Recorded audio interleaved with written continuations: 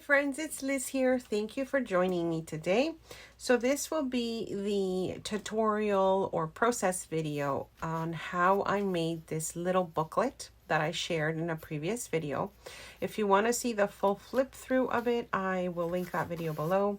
I used a lot of my scraps to make it, and many of you wanted to see how I put it together. So I thought I would just share the process of another one that I started.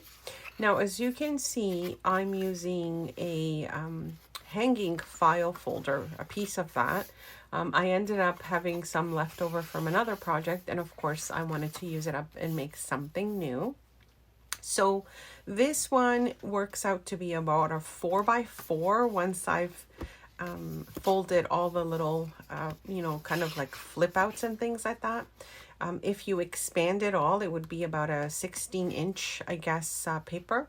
And then fold it in half was 8 inches, of course. And then I folded it again to make the little flaps. And on the front flap here, the part that kind of folds over, I just cut off a little piece that I'll be using in something else. But this way it just gives it a little, kind of like a different look to it. And it's not like a full flap on the front. So I just wanted to do that with the project. Now, I'm not being too precise with the size because you can use anything you have.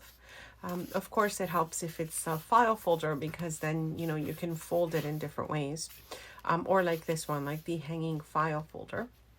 I also like that the inside and the outside have a slightly different color change to it. So it just gives it a little bit of a nicer look, I guess. Now, these little bits that I'm using here, I did find these at my local dollar store a while back. I don't really remember. But I have also linked a similar product on my Amazon shop, just in case you wanted to see what it is or what it's called. Sometimes, I get stuck on what something is called and I have to look it up. So I've linked that below for you to check out the name. And if you wanted to get it on Amazon, that's up to you. But that's going to be like a little tag that, kind of is, again, just a different layer of things that I wanted to use up. The other thing that I'm using up is leftover bits from, my own printables and some printables that I was working with before. So when I finish a project, of course, I save my pieces and then I try and figure out how to repurpose them into something else. I do have other videos on my channel showing you just, different videos on using your scraps. And I will link that playlist below if you're interested in checking it out. And so right now I'm using a lot of the leftover bits from my most recent printable. I have shared that with you already, and I will link that in the description box below if you wanted to visit my shop. So I have lots of leftover bits. Once I've printed the kit a couple times while I'm doing the test prints to see how it's coming out or things that I may have to change, I'm left with a few sheets. And so those sheets, I like to reuse them in projects like this.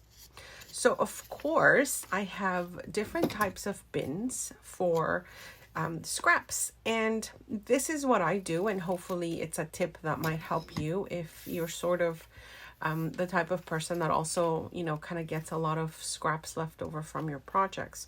I usually find either a small box or bin, and in maybe a month or two as I'm working, I'll just keep throwing my leftover bits in that box or bin. And then at some point, and this is what happens to me so often, I get bored of that design or that project or whatever I was working on. And so I will put it away and move on to whatever it is I'm working on next. However, I have them close by so that I'm always sort of shifting the boxes to get re-inspired again. So if you have kids or grandkids, you'll know what I'm talking about when I say this, right? You'll grab your kids' toys, you'll put them in bins and boxes after they've played with them for, a few months or whatever. You'll kind of hide them away and then bring out other boxes for them to play with. And it feels like it's a brand new project or a brand new product that you're working with. So it's like you remember like, oh yes, I love this piece, but I haven't seen it in a bit. So I try to do that a lot with my scrap bits and also just with my supplies, because this way I don't get bored with, using the same thing over and over again. But then going back to my bins and boxes that I have put aside, I find that I'm, inspired again by whatever I find in that box. So basically, that's something that has been happening lately is I'm pulling out my bin full of little scraps that I had used from previous projects a while back.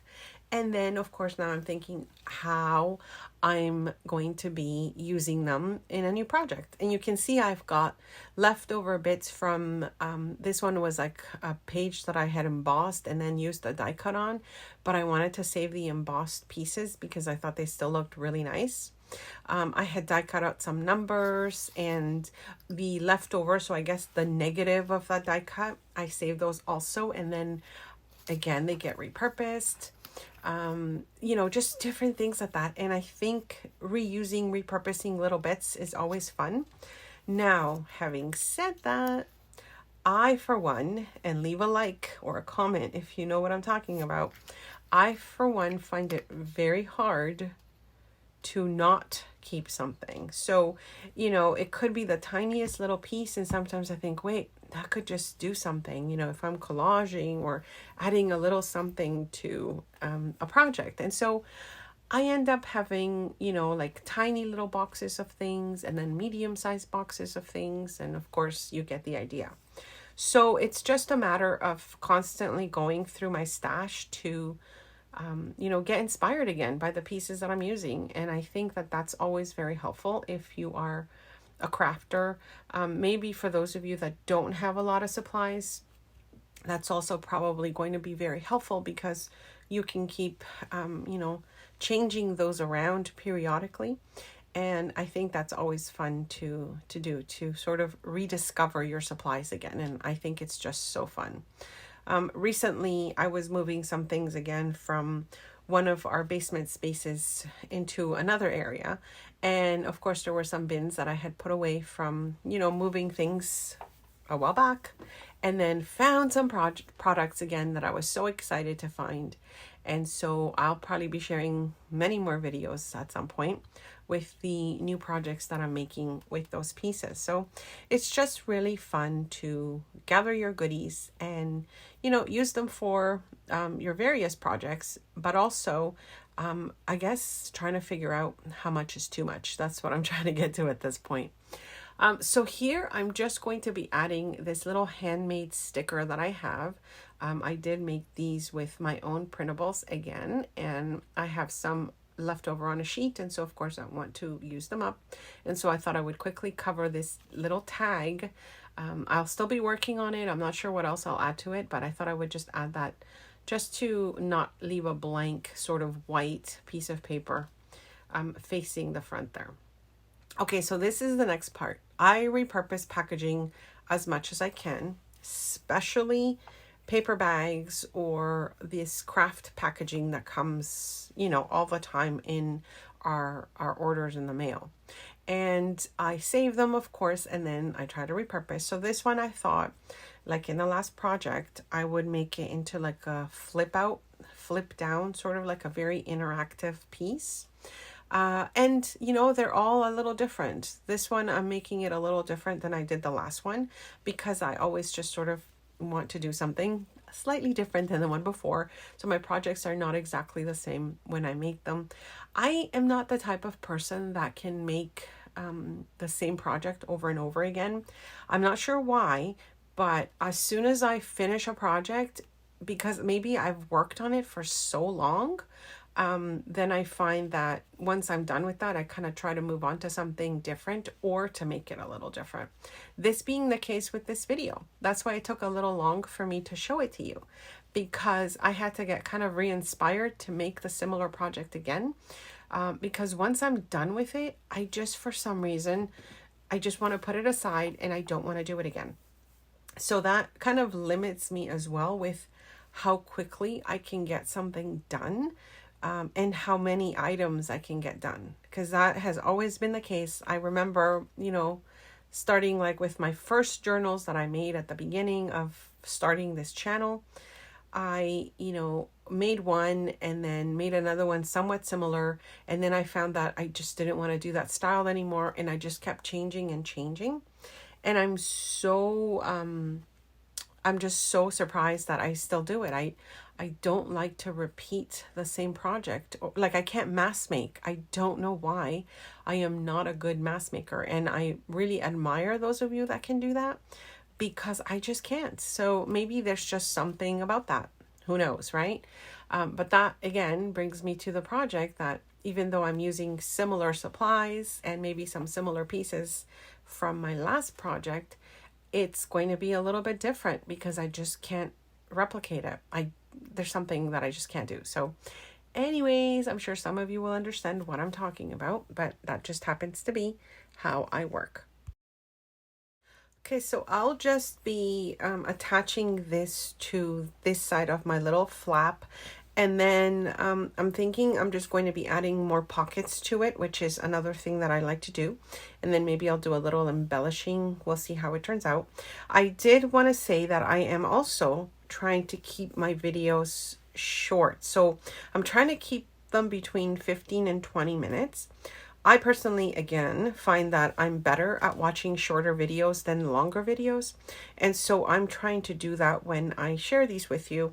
And so this one is a little longer because I know a lot of you have also said to me in the past that you really like to see the step-by-step process of everything, especially when you are new to making projects and new to the community. You really, like to see everything that goes into making a piece, because that helps you with putting something together. So in this video, I'm basically sharing the step-by-step process, the thought process, what I'm finding that I want to add and what I decide to add or not add, that sort of thing. It's like the decision part of also making the project is in this video, because I know a lot of you have said that you appreciate that. So this video again is a little different. Some of my other tutorials are a little shorter, where I show you, exactly the pieces have already been cut. Then I've shown you when I've just added them already and glued them on. So you don't see a lot of the sort of behind the scenes of how the project gets put together, but more like when the pieces are ready. And I've noticed recently as well, I was actually watching a couple channels on I guess it's planners/journals. And I was really, really reminded how much I love ring bound journals and ring bound planners, that sort of thing. And I've been really thinking about my next journal that I'll be doing. It will probably be a ring bound one. Recently, I've shown you my Daphne's Diary inspired one that I have been working in. And also, I forgot to come back and show you my tall, skinny journals. So what I'll be doing with that is I'll come back and show you what goes into putting that one together. But also, I'll be decorating some of the pages. I think that I might be able to film that, because again, that's another process video that I think might help many of you. And just seeing how, we decorate pages and things like that in a journal. Now, I do have several videos with what we call reference journals, ideas journals. If you haven't seen those, I will link them below for you to check out. But they're very helpful. So when you see a technique or something that you might want to do in your own journal, these journals are for adding that to your pages and then sort of going back to them, whenever you're making something else, and seeing what parts of those ideas you want to add to your current project. I have several of those journals as well. And so I think what I'll do is maybe I'll go back to checking some of those out while I'm showing you how I'll be embellishing and decorating a journal. I don't think I've done that before. I don't think I've done a video of that process. I know for sure I have a lot of like craft with me videos sharing, you know, the journals that I have completed and how I've added to them. I do have some journal with me videos and showing you how I journal on some of the pages, but I don't think I've done like a full, you know, step by step from beginning to end, how I not only put one together, but then decorate it. So let me know if that's something that would interest you, because I will be working on some of those journals. And if you're interested in seeing that process, then leave a comment below and let me know.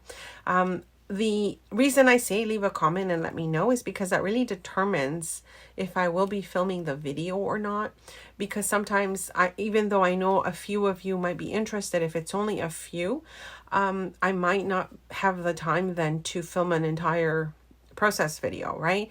Because what you see here, even though I'm making it a little longer than usual, it's still a edited version for what I would usually do. So, you know, making those videos is a process, editing and then uploading it and then adding all the different things that you see on the screen and in the description box and all the links and all that fun stuff.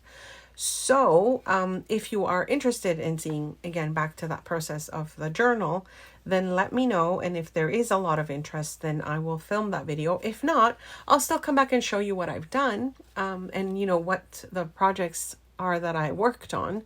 But I may not show the full process if, you know, there's not much interest in it. So that's just for you to let me know. That's the only way I'll know, is if you leave a comment.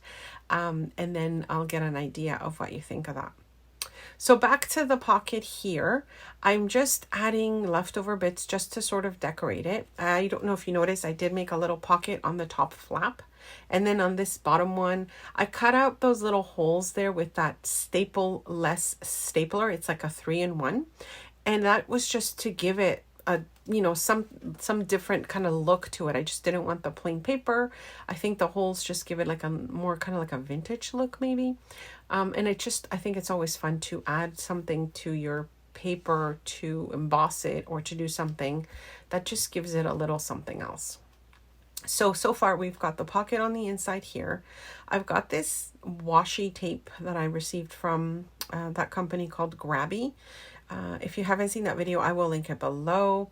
And I'm really liking the script on that tape. And I like the fact that it's got that kind of craft paper in the background, and then you've got the script on the front. So it's really like a nice neutral that goes with anything. I think I mentioned I have a coupon code for them. If you're interested in checking them out, I will link that below as well. And again, back to me deciding where something's going to go. I kind of go back and forth with, you know, maybe a piece. Sometimes it's a lot faster. Sometimes it takes me a lot longer. And that sort of is the process. So again, back to this front cover here, or first flap, I've made a little pocket with a scrappy bit. And then I'm thinking I'll be adding something else to give it a little bit of decoration. Maybe I'll come back and stamp it. Maybe I'll just leave it so that it's like a little spot to write a little note. I'm not sure. So I think what I'll do is I'll just kind of start putting the rest of the video together in the sense of finishing the center and then the other side that I'll be working on. In the video I shared before, you'll see that I've added some like a floppy kind of little paper pad, and then I added like a flip out pocket that had a lot more things and interactive pieces in it. So I think I'll leave this video now because it's running a little long, but I'll come back with the second part, which is where we will finish this off. And then hopefully this will give you some ideas on what else you can do with some scrappy little bits that you have around, and maybe some file folder bits that you have been meaning to play with. So thank you for joining me today. Don't forget to leave a comment below, like, subscribe, hit that notification bell, and I'll come back with the second part very soon after you've seen this video. All right. Thanks so much for stopping by.